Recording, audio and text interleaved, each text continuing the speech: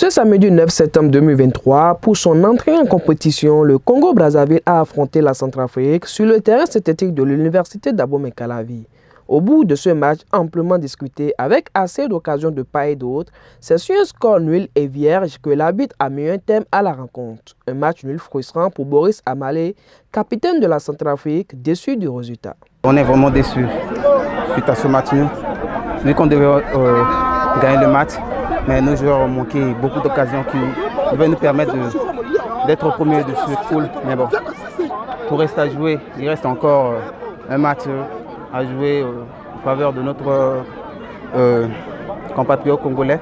Donc on espère un match nul pour qu'on puisse qualifier. Pour le capitaine du Congo-Brazzaville, plusieurs facteurs du match ont contribué à ce score. C'est vrai que le match était très abordable. À première vue, les aspects négatifs du match, il y a eu beaucoup de temps d'arrêt de jeu.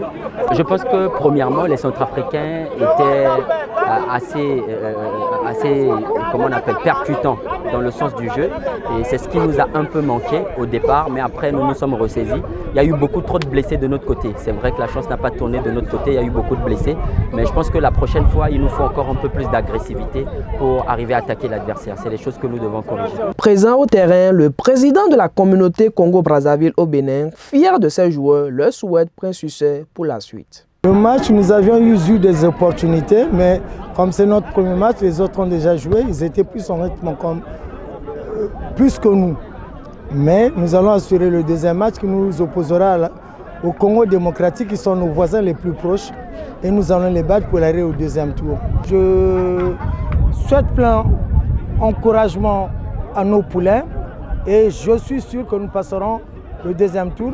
Et je lance un vibrant appel à toute la communauté congolaise au Bénin et principalement au ministre des Sports à Brazzaville qui nous accompagne. Et je dis merci aussi au consul honoraire M. Elenga Fidel qui n'a pas ménagé de ses efforts. Il a accompagné l'équipe, comme on dit tout le temps.